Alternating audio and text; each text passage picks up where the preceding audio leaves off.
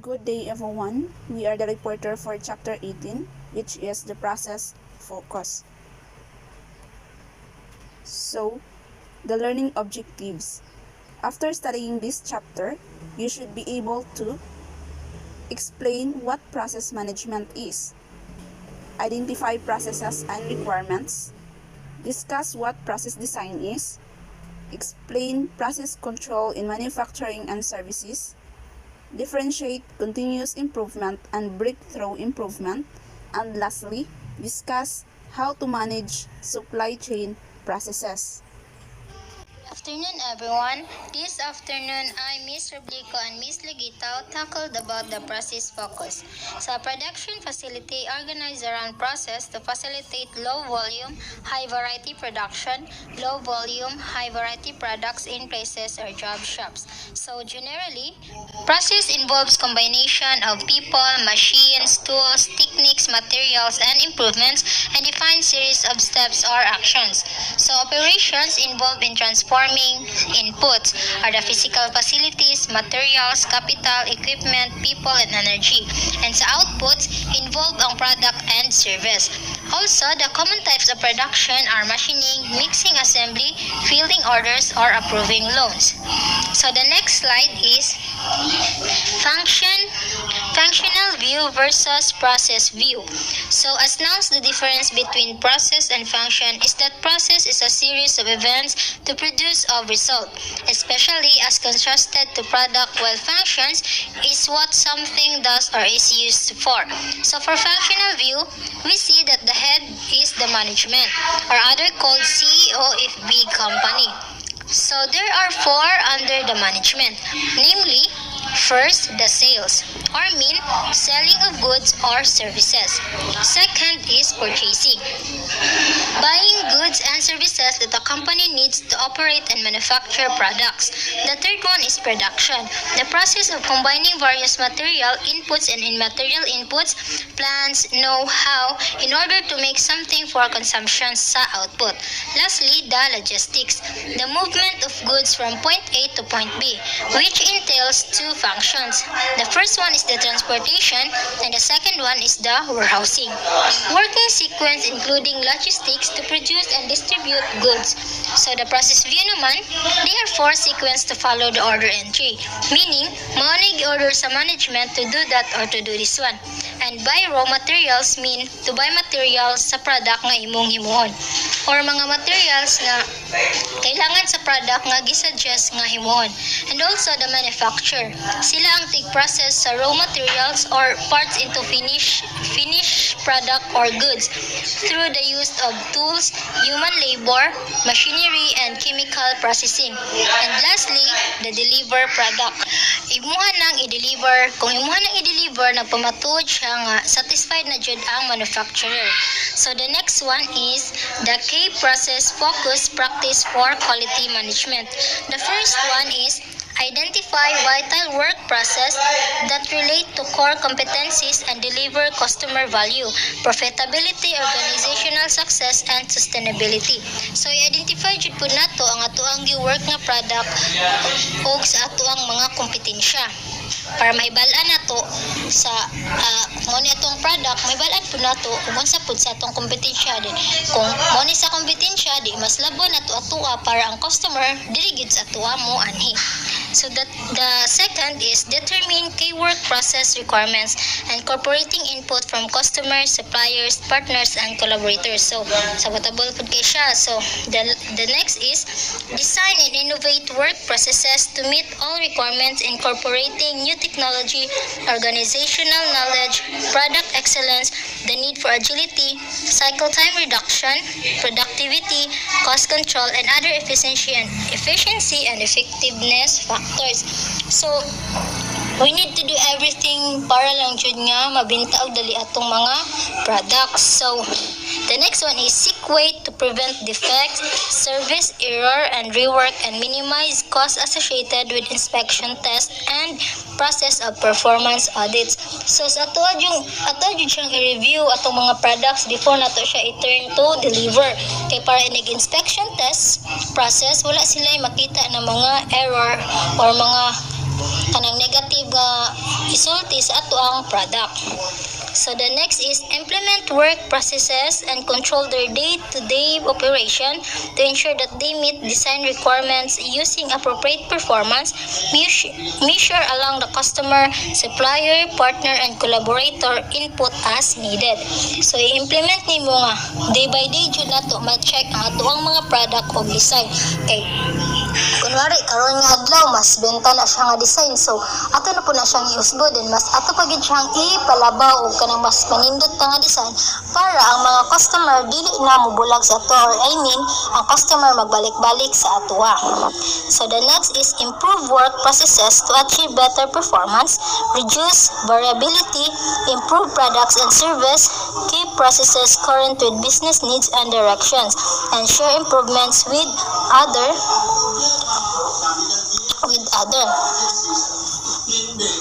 Other organizational units and processes to drive organizational learning and innovation.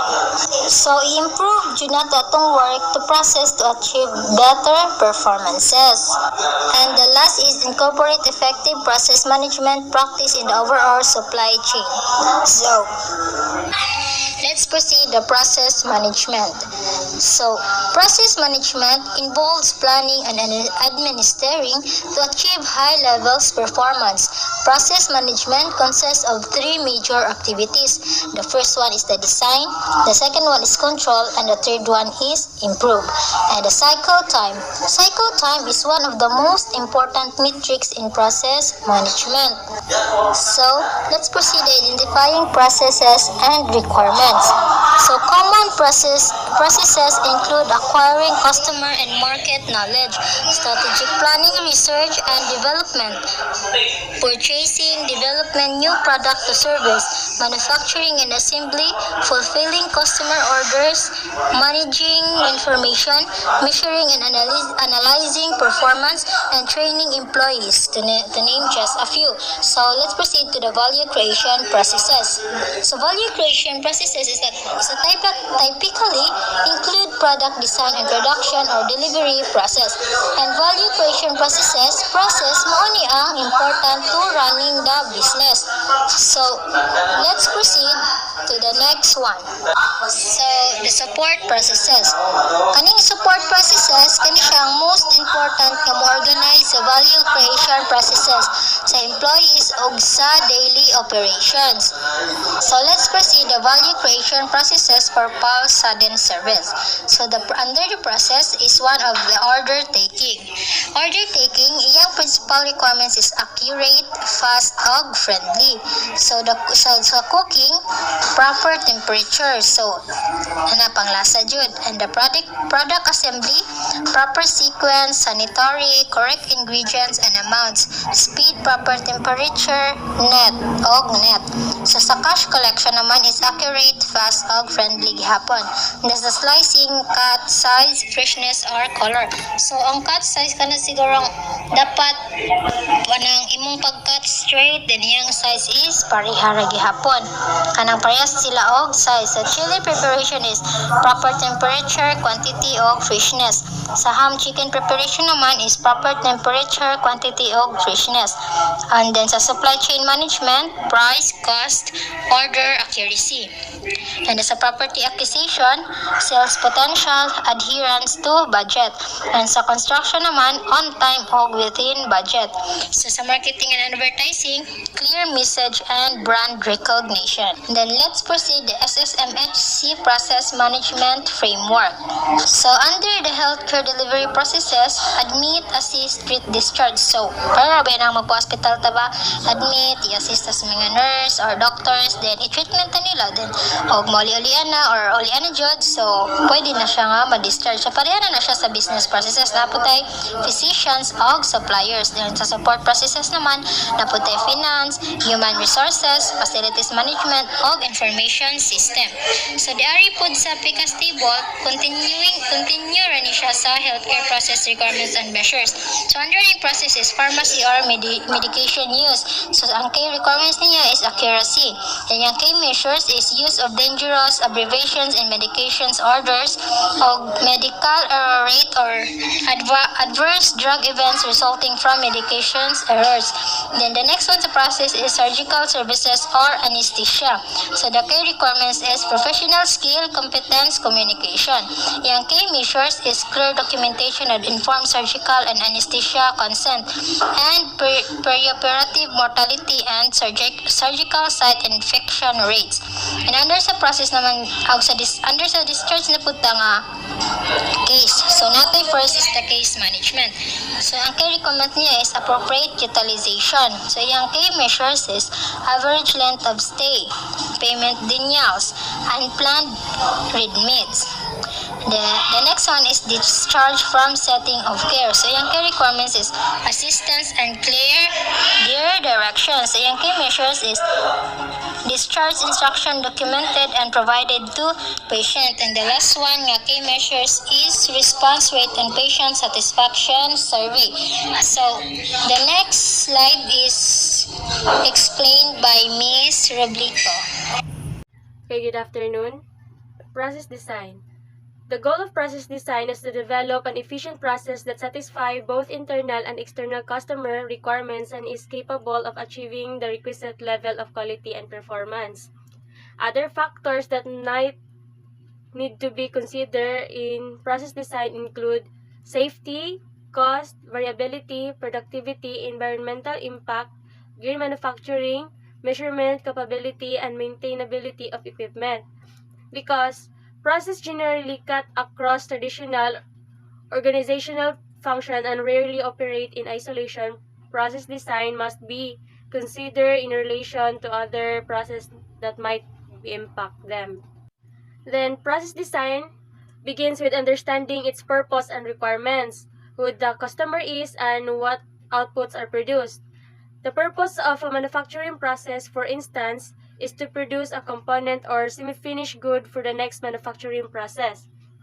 Thus, the process design usually starts with a detailed technical analysis of characteristics of the product, the technological capabilities of machine and equipment, required operation sequence, assembly method, and so on, which are often conducted by industrial or manufacturing engineers. Then, kana pong pagkuha sa customer o silahang orders imuha, na po na purpose, gitawag na siya og overtaking process. It is the accurately identify in friendly fashion what a customer wants.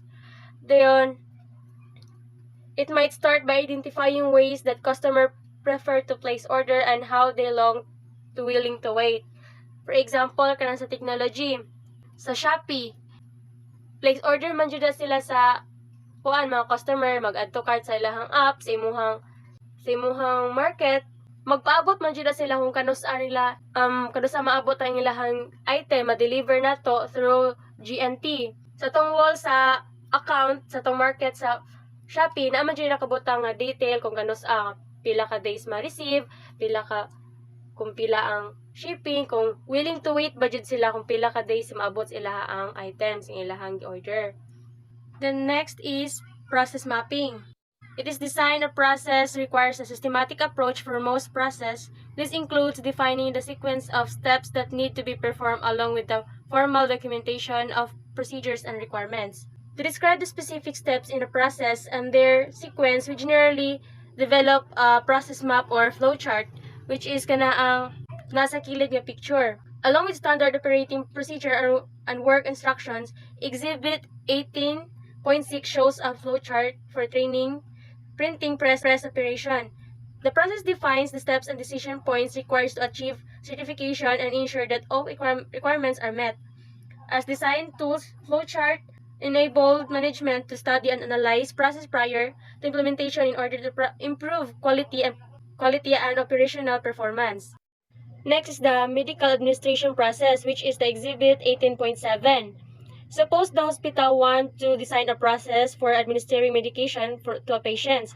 Clearly, ang last sa process is patient receive medicine. Ang goal nila kay matagaan og medicine, ma-injectan.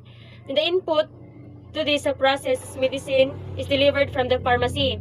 Working backward, we identify the previous sub-process is pharmacy fills prescription order and physical rights order. We may then expand each sub-process to create more detailed process description that includes check and reviews and more detailed steps. Then pagkahuman ma-develop ang flowchart, several fundamental question ang mapangutana para ma-analyze ang process sa pagbuhat kung effective ba ang design. Like, are the steps in the process arranged in logical sequence? Do all steps add value? Can some steps be eliminated and should other be added in order to improve quality or operational performance? Can some be combined? Should some be reordered? And are capacities of each steps in balance? That is, do bottlenecks exist for which customers will incur excessive waiting time? What skills, equipment, and tools are required to each step of the process? Should some step be automated? At which point in the system might errors occur that would result in customer dissatisfaction, and how might this error be corrected? At which points should quality be measured? Where the interaction with the customer occurs, what procedure and guidelines should employee follow to present a positive image? Then ang pag-determine ani kung ang process step kinai-value, more detailed question pa ang mapangutana. Then the following question ato, kung ang answer kay puro no, then the value of the step is suspect and should be investigated more thoroughly. Mas investigate pa nila og ayo. Then the AT&T calls this technique backward chaining. The AT customer supplier model that kanang introduce sa chapter 16, nag-provide sila og way kung saan pagbuhat ang process flowchart na nagsugod siya sa outputs, then sunod sa customer requirements, and move backward through the process kung ma-identify ang key step needed to produce each output. Mahunong siya sa process kung maabot siya sa supplier input stage. Then the following suggesting steps sa AT&T begin with the process output and ask what is the last essential sub-process that produces the output of the process. 2. For the sub-process, ask what input does it need to produce the process output. For each input, test its value to ensure that it's required. 3. For each input, identify its source. In many cases, the input will be the output of the previous sub-process. In some cases, the input may come the external supplier. Number 4. Continue backward one sub-process at a time until each input comes from the external supplier.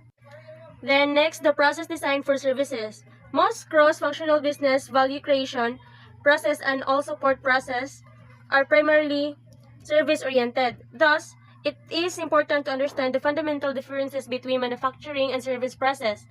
First, the outputs of service process are not as well defined as our manufactured products. For example, tanang banks nag-offer sila og similar tangible goods like checking loans, automated tellers, and so forth.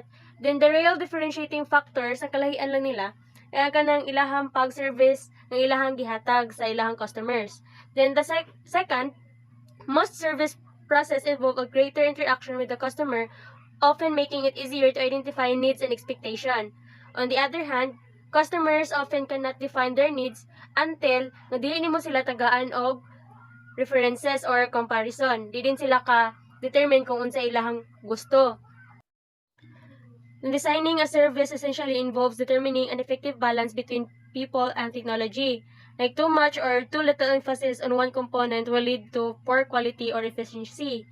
For example, ang too much emphasis on technology kanang might magresulta siya og paspas and timely on efficient service ang mayuyang pagkuan service sa tao, pero napo na siya ay problema nga mahitabo, like robot naman na siya, technology, mag-serve siya sa restaurant, naman ay problema mahitabo, diba, like din na malikayan, mabubuan siya og tubig, maguba man na siya, so masamo kinuon siya another problem na po siya sa customer, makasala siya.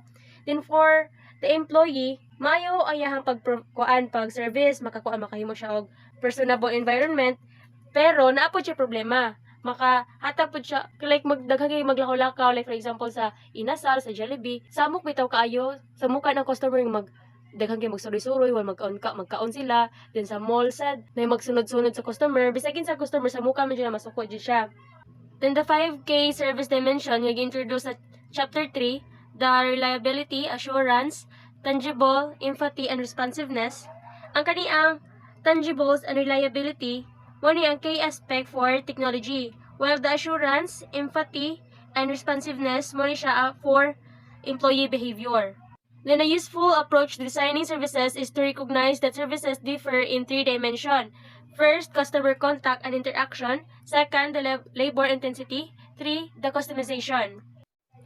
In designing service processes, the following questions should be considered is what service standards are required to be met, what is the final result of the service to be provided, at what point does the service begin and what signals its completions, what is the maximum waiting time that a customer will tolerate, how long should it take to perform that service, who must the consumer deal with in completing the service, what components of the service are essential, desirable, or superfluous, and which components can differ from one service encounter to another while still meeting in standard. Then the design agility. As customer needs and expectation change, organization must design processes that are increasingly agile. Agility is a term that is commonly used to characterize flexibility and short cycle times. Electronic commerce, for instance, requires more rapid, flexible, and customized response than traditional market outlets. Then flexibility refers to the ability to adapt quickly and effectively to changing requirements. It might mean rapid changeover from one product to another, then rapid response to changing demands or the ability to produce a wide range of customized service. Then flexibility might demand special strategies such as modular design, sharing components, sharing manufacturing lines, and specialized trainings for employees. One of the good example ani sa agility kana ang Spanish clothing company. Kanang mogamit gang nailhan siya as brand bitaw niya is Zara. Mogamit ni sila og highly automated pattern cutting factories og subcontracts labor intensive sewing and muhuman ni sila og more than 300 small regional facilities sa Spain, Portugal og Morocco. Gitawag ni og proximity sourcing. Agility is crucial to such customer-focused strategies as mass customization, providing personalized, custom-designed products to meet individual customer preferences at prices comparable to mass-produced items. Like anang website market nga mag-display sila, ilay display mga plain t-shirt, mga pinay design gagmay. Dayon, mga pants pod, nanindot, pero sa ilahang market, mag-customize sila, ilahang pabuton nila ang ilahang customer kung naabay pabutan diri sa kuan, pabutangan magpangalan sa likod or sa kilid, pabutangan ba og laing pictures. Dayon, naapon na sila before nga i-drop o i-add to cart sa kuan sa customer, naapon na sila question nga ginagmay kung unsay size, kung unsay colors, unsay pabutang, nga designs. The mistake proofing processes sa business dili man siya na malikayan as a employee nga makalimota, makasalata, but typical mistakes in production are omitted steps in the process, setup errors, missing parts, wrong parts, or incorrect adjustments. Such errors can arise from the following factors. Mani ang forgetfulness due to lack of reinforcement or guidance, misunderstanding or incorrect identification because of the lack of familiarity with the process of procedures, lack of experience, absent-mindedness, and lack of attention, especially when a process is automated. Blaming workers are not only discourage them and lowers morale, but usually does not address the source of the problem. Preventing mistake can be done in 3 ways. First, designing potential defects and errors out of the process. Clearly, kaning approach is the best kay it eliminate any possibility ng error or defect na mag-occur. Then magresulta siya og makasayang kag oras, ang imuhang gibuhat to una kay masayang lang di magbuhat na po kag bag-o. Then second, identifying potential defects and error and stopping a process before they occur. Although this process prevents defects and error, it does result in some non-value added time. Third, identifying defects and errors soon after they occur and quickly correct the process. This can avoid the large amount of costly defects and errors in the future, but this result in some scrap, rework, and waste resources. Good design can eliminate many defects and errors but still cannot account for the human factor. POKA-YOKE is an approach for mistake-proofing processes using automatic devices or simple method to avoid human error. POKA-YOKE is focused on two aspects. First, the prediction or recognizing that a defect is about to occur and providing warning. And two, detection or recognizing that a defect has occurred and stopping the process. The POKA-YOKE concept was developed and refined in early 1960s by the late Shingo, a Japanese manufacturing engineer, who developed the Toyota production system. The following list summarizes the typical types of service errors and related POKA-YOKEs. The task errors, treatment errors, tangible errors, customer errors in preparation, customer errors during an encounter, customer errors at the resolution stage. First, the task error include doing what incorrectly, work not requested, work on the wrong order, or working too slowly. 2. The treatment errors arise in the contact between the server and the customer, lack of courteous, and failure to acknowledge, listen, and react appropriately to the customer. Mao ni siya ang POKA-YOKE is typical service nga ang trainees gitudluan sila sa mga specific cues kuno sa sila mo smile sa lang customer mo greet kuha og order kuno sa sila mo muingon nga makuha na sa bayad dayon gi-encourage pud ang employees nga mag-obserba pud sa ilahang customer kung kanos balik ba og smile ang ilahang customer sa ilaha. The tangible errors are those in physical elements of the service such as unclean facilities, dirty uniforms, inappropriate temperature, and document errors. Mao ni siya ang elements nga sala bitaw sa for example sa hotel kana ang hugaw bati bikin ang hotel nga hugaw din ang mga employees ito hugaw ang uniform lukot dayon then ang sa aircon dili pa makasatisfy og customer ang iyang kabugnawon mo dili pa right ang temperature ang ibutang mao nang sa hotels mabantayan nimo nga girap ang towel sa mga paper strip para matabangan ang mga housekeeping staff madali nila ma-identify ang mga towels kung panglimpyo ba dyan na siya sa bowl, trapo, pantapo ba na siya sa lamisa, and which one would be replaced. Then, customer errors in preparation include the failure to bring necessary materials to the encounter, to understand the rule in the service transaction and engage the correct service. A computer manufacturer provides a flowchart to specify how to place a service call by guiding the customers through the 3 yes or no questions. The flowchart prompts they to have the necessary information before calling. Then, the customer errors during an encounter can be due to inattention, misunderstanding, or simply a memory lapse and include failure to remember steps in the process or to follow instruction. Mao ni ang POKA-YOKE example or customer errors nga ang customer nga hilimtanon, malimot siya unsay sunod sa steps. Mao nang sa ATM machines nga kanang magsulod ka og card, na na siya isinias nga or mo beep ba na siya nga mo gawas na ba or masulod na imong card para dili na jud sign nga ba dili jud malimot ang customer. Last is the customer errors at the resolution stage. Wala lang siya nabutan dali nalimot, sorry.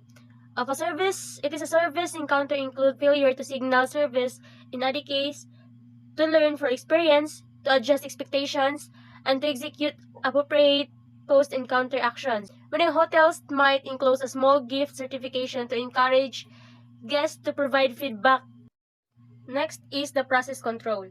Control is the activity of ensuring performance to the requirements and taking corrective action when necessary to correct problems and maintain stable performance.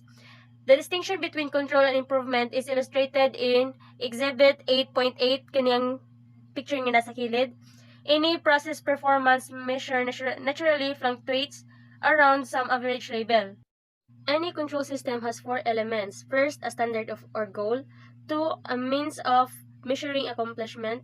3, comparison of results with the standard to provide feedback. And 4th, the ability to make correction or appropriate. Goals and standards are defined during planning and design processes. They establish what is supposed to be accomplished. These goals and standards are reflected by measurable quality characteristics such as product dimensions, service times, or employee behavior. For example, golf balls must meet 5 standards to be considered as conforming to the rules of golf. Minimum size, maximum weight, spherical symmetry, maximum initial velocity, and overall distance. In some call centers, employees must follow a specific script or ask certain questions of every customer. Then documented control procedure are usually written down in the process control plan. In Exhibit 18.9, the work process in the city of Coral Spring. These are the K-Works process, the requirements, the performance measurement, and the process measurement. The police patrol, their requirements is visible, emergency response under 6 minutes, and lower crime and accident rate than under other BORJ cities. The performance measurement is response time for priority once call, crime rate, accident at major intersection. Then in process measures, daily reports on response time, weekly GIS reports on crime patterns, and weekly GIS reports on accidents.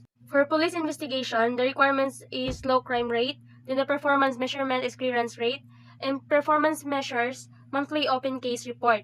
Then for fire suppression, the requirements is response under 8 minutes and sufficient equipment and qualified staff to minimize damage.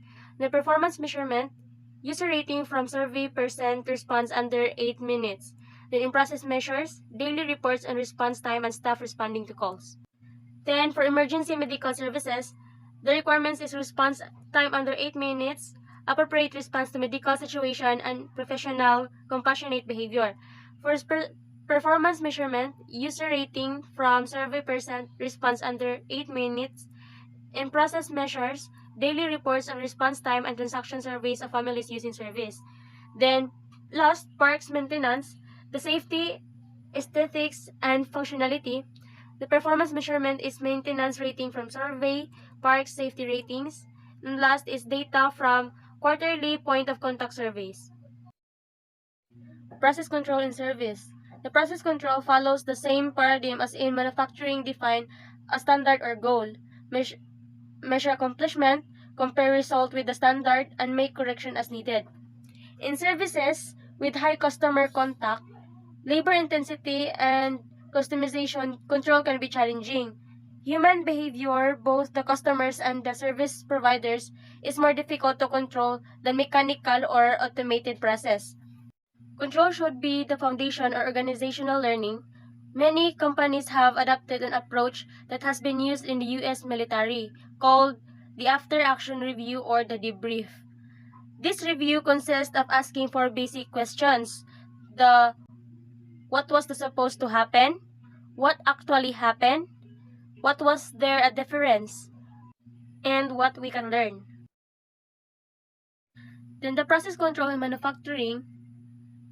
In manufacturing, control is usually applied to incoming materials, key processes, and final products and services. Control in manufacturing start with purchasing and receiving process.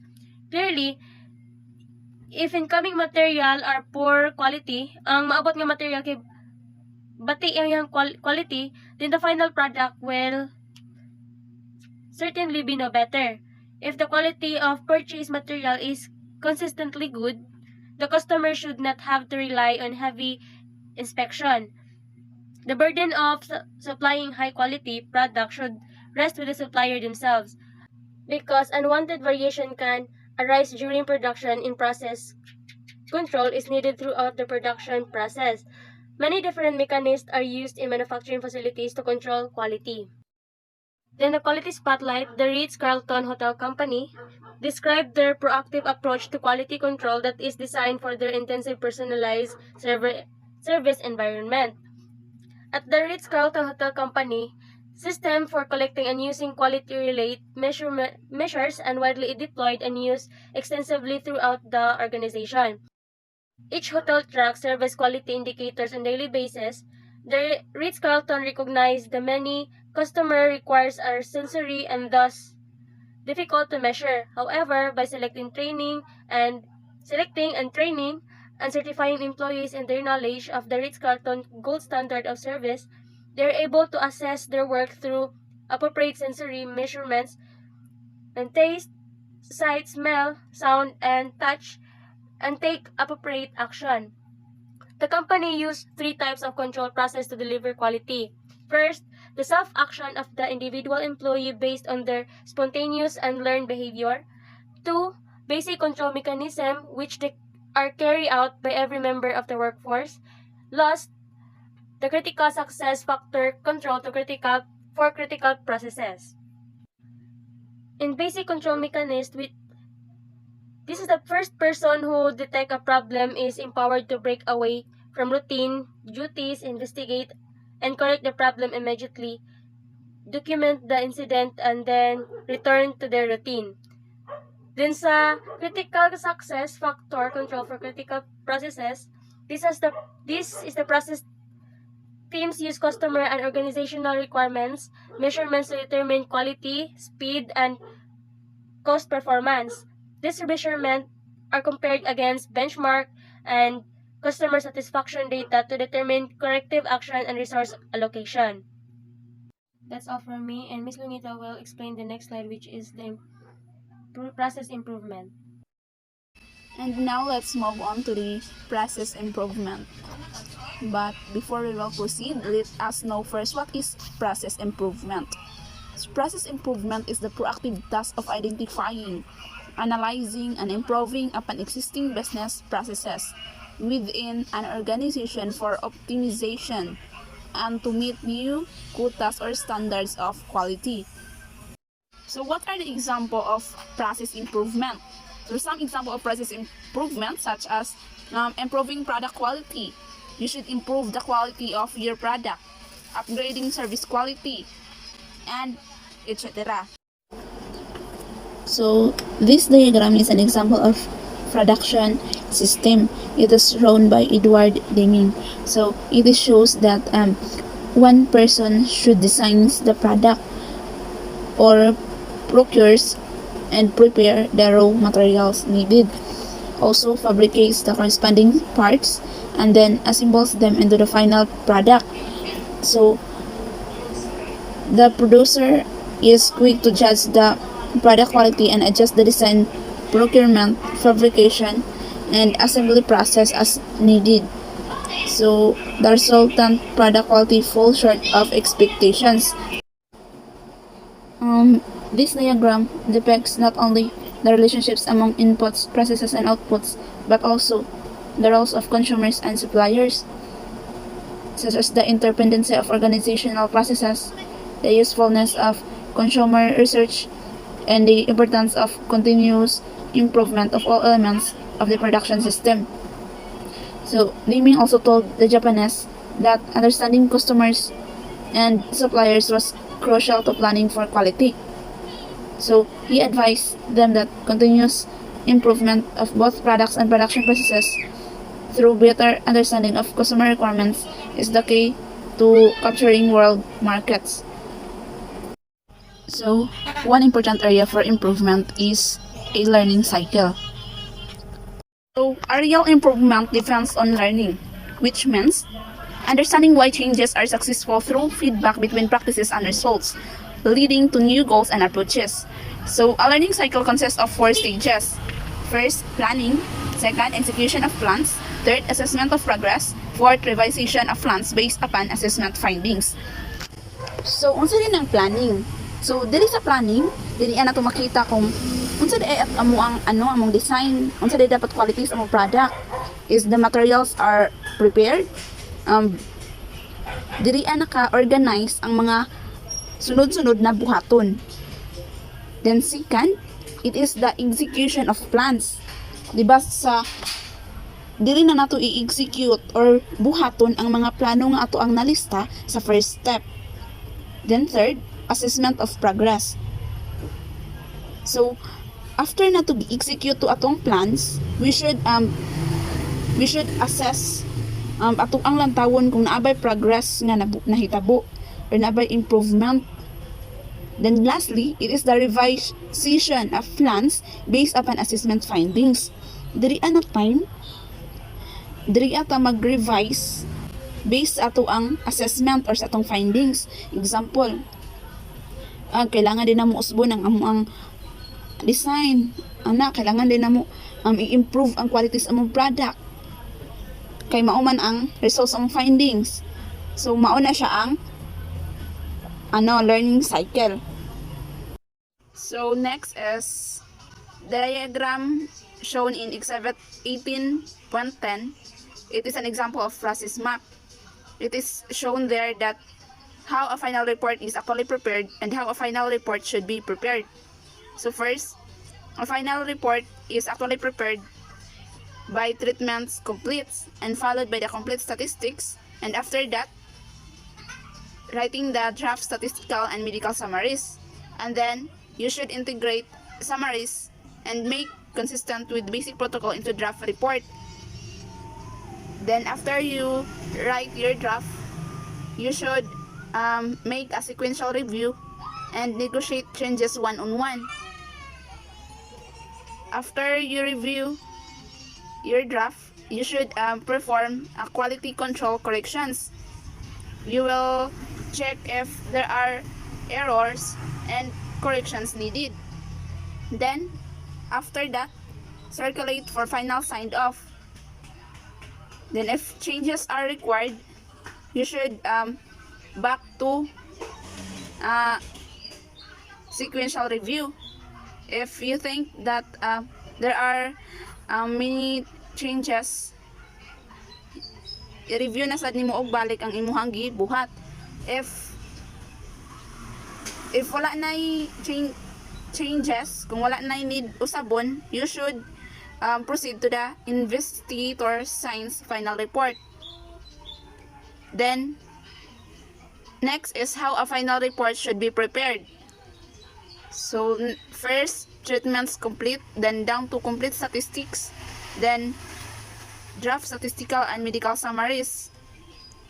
Then after that, you should write an initial draft report prepared from basic protocol information during treatment phase. So after writing the initial draft report, you should integrate summaries in draft report. So i-appeal nimo imong summary sa imong draft. So while integrating the summaries, you should perform quality control corrections and board view of draft product. Then after you perform that, it is the time that core teams meet to integrate comments and then the final signed off. Then if everything is okay, wala na changes na kailangan, it is the time that the investigator sign the final report. Next is two kinds of improvement, which is the continuous improvement and breakthrough improvement. So, what is the difference of the two? When we talk about continuous improvement, it refers to both incremental changes, which are small and gradual, while the breakthrough improvements, these are large and rapid. So, continuous improvement is one of the fundamental principles of total quality. It is an important business strategy in competitive markets. The continuous improvement is an ongoing effort to improve products, processes, or service by reducing waste or increasing quality. It also drives both the improvement of processes and products. So the companies that actively look for ways to enhance their business will invariably increase the value of their products and services. Kaizen is a Japanese word that means gradual and orderly continuous improvement. So, the word Kaizen is the word that has been borrowed from Japanese to describe continuous process improvement in manufacturing. It is a Japanese term meaning change for the better or continuous improvement. Kaizen or continuous improvement focuses on small, gradual, and frequent improvements over the long term with minimum financial investment and participation by everyone in the organization. So the Kaizen Institute suggests some basic tips for implementing Kaizen. These suggestions include not seeking perfections, discarding conventional fixed ideas, thinking of how to do something, not why it cannot be done, not making excuses, but questioning current practices and seeking the wisdom of 10 people rather than the knowledge of one. Let's proceed to the breakthrough improvement. So, breakthrough improvement refers to this continuous change as opposed to the gradual continuous improvement philosophy of Kaizen. So, mo ni ang kabaliktaran sa continuous improvement. So the breakthrough improvement results from innovative and creative thinking. Often these are motivated by stretch goals or breakthrough objectives. The stretch goals force an organization to think in a radical, different way and to encourage major improvements as well as incremental ones. So, when a goal of 10% improvement is set, the managers or engineers can usually meet it with some minor improvements. However, when the goal is 1000% improvement, employees must be creative and think outside of the box. So, for stretch goals to be successful, they must derive unambiguously from corporate strategy. So, the organizations must not set goals that result in unreasonable stress to employees or punish failure. So, in addition, they must provide appropriate help and tools to accomplish that task. In general, to differentiate continuous improvement and breakthrough improvement is that the breakthrough improvement involves major improvements in key businesses area. In contrast, the continuous improvement is all about many or small improvements initiated and implemented by anyone and everyone in the organization to improve the quality of their working processes and practices. There are two approaches for breakthrough improvement: the benchmarking and the re-engineering. When we talk about benchmarking, it defined as measuring your performance against that of best-in-class companies, determining how the best-in-class achieve those performance levels, and using the information as a basis for your own company's targets, strategies, and implementation. The concept of benchmarking is not new. Many organizations start with competitive benchmarking by studying products or business results against competitors to compare pricing, technical quality, features, and other quality or performance characteristics. So for example, a television cable company might compare its customer satisfaction rating or services response time to other cable companies. So a manufacturer of TVs might compare its unit production cost or failure rates against competitors. Next is re-engineering. It is defined as the fundamental rethinking and radical redesign of business processes to achieve dramatic improvements in critical contemporary measure of performance such as cost, quality, service, and speed. In summary, the difference between benchmarking and process re-engineering is that the benchmarking involves partnering with the owner of a best-in-class process so that you might adapt that process in your operation without having to spend the time and energy to try to design a duplicate of the superior process. While the process re-engineering requires you to do the above on your own. Therefore, process re-engineering should be done only when it is impossible to use benchmarking. Now let's proceed to the managing supply chain processes. The supply chain helps to create competitive advantage and delivery, flexibility, and cost reduction. So, the fundamental objective of a supply chain is to provide the right product in the right quantity at the right place at the right time. So many important considerations should be taken into account to ensure quality in supply chains.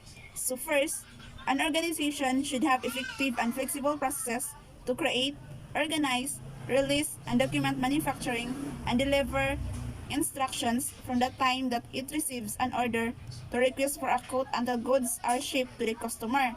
Partnership is defined as a continuing relationship between a buyer firm and a supplying firm. So what is supplier partnership? It is a commitment over an extended time to work together to the mutual benefit of both parties, sharing relevant information and the risks and rewards of the relationship. If both parties don't benefit by the relationship, there is no partnership. While supplier certification is the practice of conducting a formal study to determine the overall performance of current suppliers. The study focuses on the supplier's delivery performance, product quality, price, and process capability. So effective supply chain management is based on three guiding principles. First, recognizing the strategic importance of suppliers in accomplishing business objectives, particularly minimizing the total cost of ownership. Second, developing win-win relationship through long-term partnerships rather than as adversities. And third, establishing trust through openness and honesty, thus leading to mutual advantages. So in summary, by managing the supply chain, retailers are better able to cut excess costs and deliver products to the consumer faster through tighter control of internal inventories, internal production, distribution, sales, and the inventories of company vendors. One of the most important things that can be done to ensure that the supply chain is operating as best as possible is to train staff in all aspects of the supply chain. Also, to have a perfect and effective supply chain management, you should maintain healthy supplier relationships. In order to succeed in retail, you have to have successful relationships with your suppliers. Think of them as an alliance, as both parties are working together to enhance the buyer or supplier relationship.